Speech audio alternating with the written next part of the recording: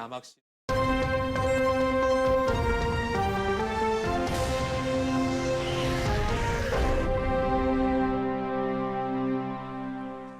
뉴스 특보입니다. 광주에서 코로나19 확진 환자 1명이 추가됐습니다. 이 환자는 지난 20일 양성 판정을 받은 신천지 교인 A씨의 아내로 알려졌습니다. 조선대학교 병원에 나가 있는 취재 기자 연결해서 자세한 상황 들어보겠습니다. 김혜린 기자, 현재 상황 전해주시죠. 네, 저는 지금 추가 확진자 1명이 치료를 받고 있는 조선대병원 음압병동 앞에 나와 있습니다. 오늘 추가 확진 판정을 받은 이 환자는 광주 서구에 사는 31살 여성으로 지난 20일 확진 판정을 받은 신천지 교인 A씨의 아내로 알려졌습니다. 이 여성은 남편 A씨와 밀접 접촉했고 때문에 이후 남편과 함께 조선대 음압병동에 격리돼 왔습니다. 이후 이뤄진 진단 검사에서는 최초로 음성 판정을 받았지만 두 번째 검사에서 추가 검사가 필요하다는 소견이 나왔고 세 번째 검사 결과 오늘 오전 6시 양성 판정을 받았습니다. 광주시는 이 여성이 남편과 함께 대구교회를 가지 않은 것으로 파악했지만 신천지 교인인지 여부는 확인 중이라고 밝혔습니다. 네, 그렇다면 광주 지역 확진자는 6명으로 늘게 됐군요. 네, 맞습니다. 현재 광주 지역에서 코로나19 확진 판정을 받고 치료를 받고 있는 환자들은 모두 6명입니다. 앞서 광주에서는 지난 4일과 5일 추가로 확진자가 나온 뒤 모두 완치 판정을 받고 퇴원했습니다. 하지만 지난 20일부터 시작해 오늘 새벽까지 다시 확진 환자가 나오기 시작하면서 모두 6명이 추가 확진 판정을 받았습니다. 다만 오늘 확진 판정을 받은 여성은 신천지 교인 A씨의 아내이긴 하지만 대구 교회를 방문한 적이 없고 신천지 교인인지 아닌지 파악이 되지 않아 감염 경로 등에 대한 역학조사 결과를 기다려봐야 할 것 같습니다. 지금까지 조선대병원에서 KBS 뉴스 김혜린입니다. 네, 보신 것처럼 현재 광주 전남 지역의 코로나19 확진자는 6명으로 늘었는데요. 오늘 추가된 광주 지역 확진자 1명은 질병관리본부 공식 집계에는 아직까지 포함되지 않았습니다. 질병관리본부는 최종 확인 절차 등을 거쳐서 공식 집계에 포함할 예정입니다. 이렇게 광주 지역의 코로나19 확진자가 늘면서 광주시도 대응책 마련에 분주합니다. 이용섭 광주시장이 시청사에서 긴급 브리핑을 준비하고 있는데요. 현장 연결해서 브리핑 내용을 직접 들어보겠습니다. 코로나 추가 확진자가 2사람이 증가했다는 안타까운 소식을 말씀드립니다. 지난 20일부터 추가 확진자가 발생해서 오늘 오전까지 총 6명의 확진자가 광주에서 확인이 됐습니다. 이들 중 확진자 A, B, C, D 4사람은 지난 2월 16일 신천지 대구교회 예배에 참석했던 분들이고 확진자 2는 확진자 A와 밀착 접촉한 사람이고 확진자 F는 확진자 A의 배우자입니다. 그래서 6명 중에 4사람은 대구 신천지 교회 예배에 직접 참석했던 분이고 2분은 확진자와 접촉했던 분이란 얘기입니다. 이들은 전남대병원과 조선대병원에 각각 3사람씩 입원해서 현재 격리 치료 중입니다. 거주 지역별로는 서구와 북구가 각 2명이고 동구와 남구가 각 1명입니다. 연령대는 모두 30대 초반이고 남성이 5명, 여성이 1명입니다. 다음으로는 확산 방지 대책을 말씀드리겠습니다. 광주에서 발생한 6명의 확진자는 감염 경로가 대구 신천지 교회 참석자와 그리고 이들과 밀접하게 접촉한 자이기 때문에 광주 신천지 교인들을 유형별로 분류해서 거기에 맞는 맞춤형 대응책을 세우는 것이 무엇보다 시급합니다. 현재 광주 신천지 교회 측과의 TF가 구성되어 있는데 여기에서 분석한 자료를 말씀을 드리겠습니다. 우선 대구 신천지 교회에 다녀온 교민은 광주 전남에서 12분입니다. 광주에가 11명이고 전남이 1사람입니다. 이 중에서 4명은 확진 판정을 받았고 나머지 7명은 음성 판정을 받았습니다. 현재 확진자 4명과 접촉한 사람은 현재까지 198명이 파악됐습니다. 이건 강주시 역학조사팀에서 조사한 결과이고, 신천지 측에서는 나름대로 자기들 교인들을 대상으로 밀접하게 조사한 것을 보면 3차에 걸쳐서 저희한테 58명을 접촉자로 통보해 왔습니다. 우리는 이분들을 대상으로 해서 각각 그 증상 여부를 파악하고 있고 능동 관리하고 있다는 말씀을 드립니다. 그리고 청도 대남병원을 다녀온 교인은 없는 것으로 현재까지 확인하고 있습니다. 그러나 신천지 측의 제공 자료만으로는 암벽을 기할 수 없기 때문에 2월 16일 이후 확진자들이 참여한 센터 성경 공부 등에 참여한 사람에 대해서는 오늘 중으로 명단을 모두 제공받기로 했습니다. 명단을 제공받는 대로 우리 대응팀과 역학조사팀에서 증상을 비롯해서 개별적으로 관리하도록 그렇게 하겠습니다. 그리고 질병관리본부와 우리 강주시 역학조사팀이 오늘 중에 확진자 A가 공부했던 주월동 선교센터를 비롯해서 신천지 관련 시설을 직접 방문하기로 했고, 여기에서 CCTV 등을 확인해서 그 접촉한 사람들을 일일이 확인할 것입니다. 언론에 보면 신천지 측이 매우 협조가 비협조적이다, 그런 말씀이 있습니다. 그래서 지금까지 참고로 신천지 측이 협조한 내용을 말씀을 드리겠습니다. 현재 신천지 강주 전남 교회의 재적수는 4991명입니다. 자료에 아마 안 나와 있을 겁니다. 이 중에 이제 강주회가 26,715명입니다. 그리고 여기는 이제 교회에 등록된 재적교인 수고요. 강주 전남에 이제 그 교회 시설이 157개소가 있습니다. 거기에 강주에만 95개소가 있는데, 여기에 이제 각종 센터, 복음방 뭐 이런 게 있거든요. 여기에 이제 가입한 신도가 9,496명, 강주가 이제 5,378명입니다. 그래서 강주 전남 교회 재적수와 센터 복음방 신도들을 합하게 되면 약 이제 5만 명이 되는 것입니다. 그래서 우리는 이분들 중에서 우리가 전수조사를 하겠다고 하는 것은 그 전혀 접촉이 없는 5만 명을 지금 뭐 다 전화 확인하고 만나겠다는 그런 얘기는 아닙니다.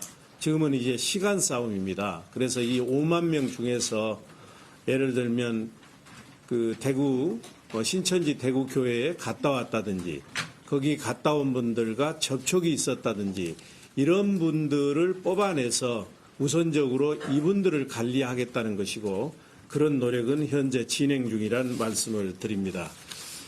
그러면 지금은 신천지 그 교인 수에 대해서 말씀을 드렸고, 협조 내용에 대해서 말씀드리면 2월 20일 날 첫 확진자가 발생했고, 바로 다음 날 2월 21일 날 유관기관 대책회의에 신천지 측에서 참석해서 상황 설명과 앞으로 어떻게 협조할 것인가에 대한 발표가 있었고, 바로 그날로 강주시와 TF 대응팀을 만들어서 현재 운영 중에 있습니다.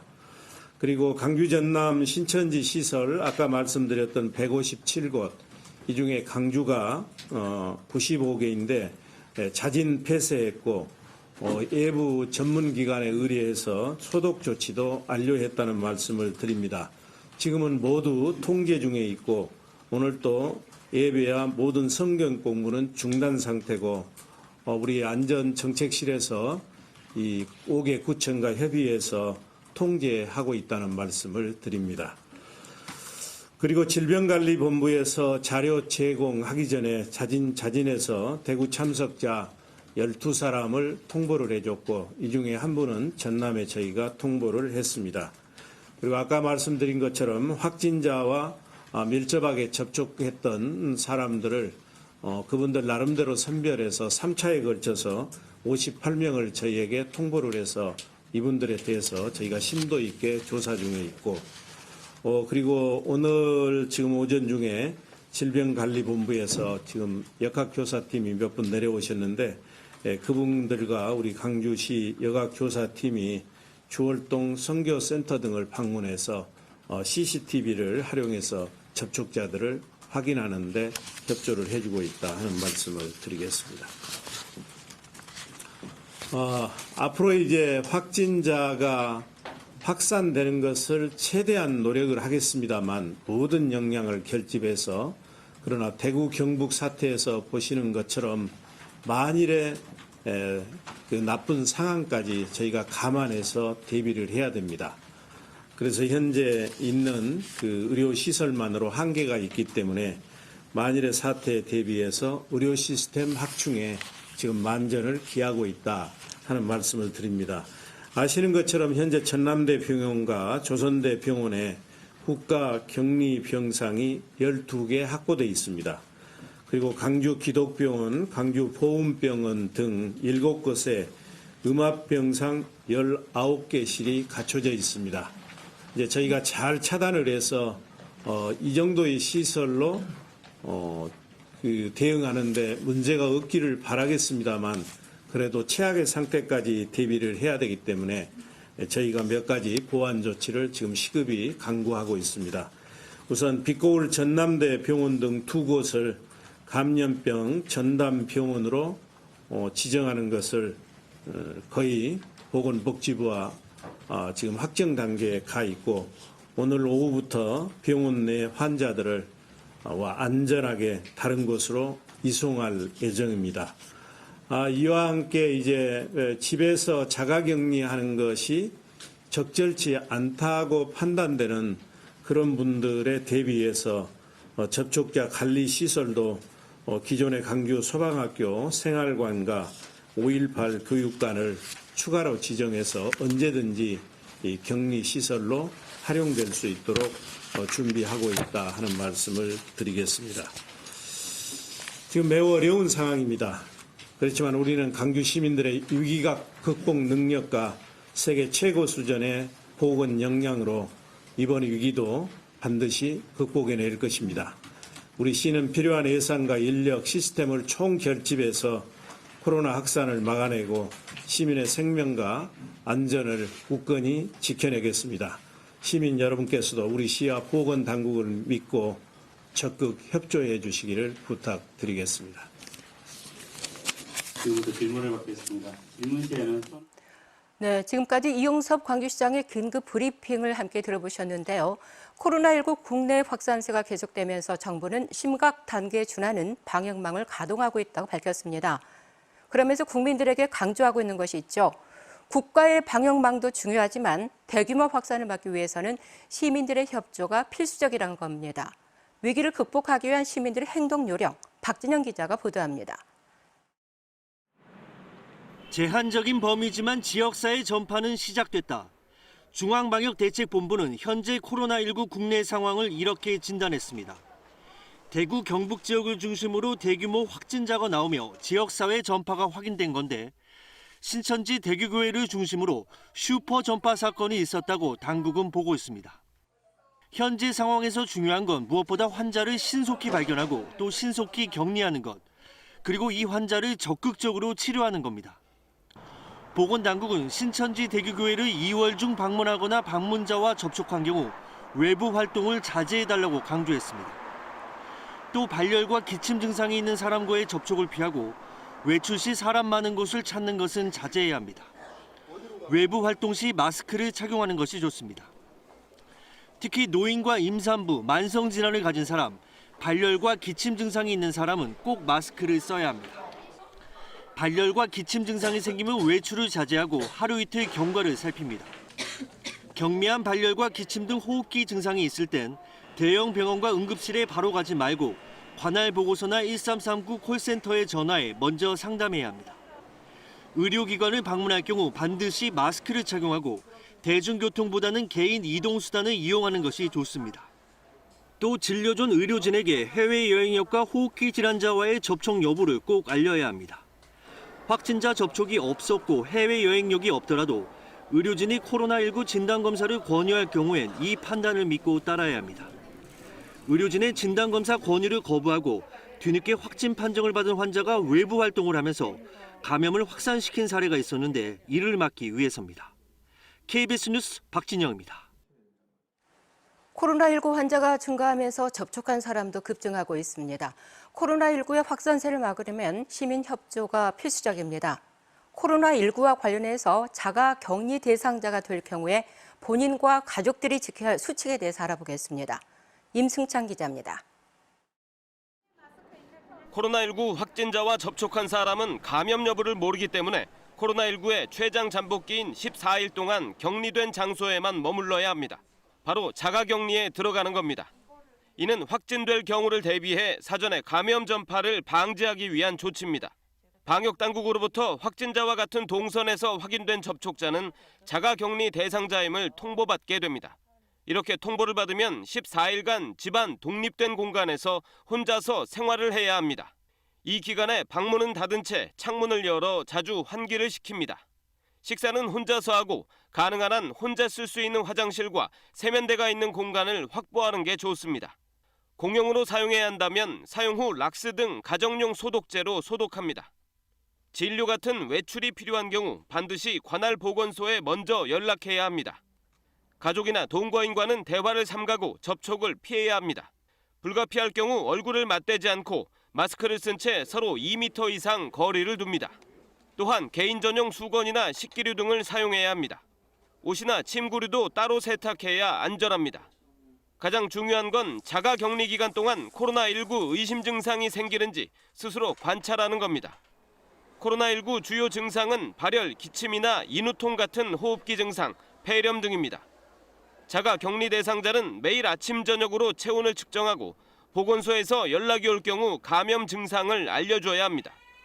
이렇게 자가 격리 기간 동안 생활 수칙을 잘 지킨 경우 방역당국은 생활지원비를 4인 가구 기준으로 월 123만 원을 지원합니다.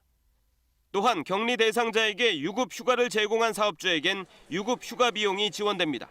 다만 격리 대상자는 생활지원비와 유급 휴가비를 중복으로 신청할 수는 없습니다. KBS 뉴스 임승창입니다. 앞서 보도했듯이 오늘 오전 광주에서 코로나19 확진자가 추가로 나왔습니다. 지난 20일 확진 판정을 받은 신천지 교인 A씨 아내로 확인됐는데요. 이로써 광주 지역에서 치료를 받고 있는 코로나 확진자는 모두 6명으로 늘었습니다. 가급적 사람이 많은 장소에 외출을 삼가하시고 개인 위생에 각별히 유의하시기 바랍니다. 뉴스특보 지금까지 광주에서 전해드렸습니다.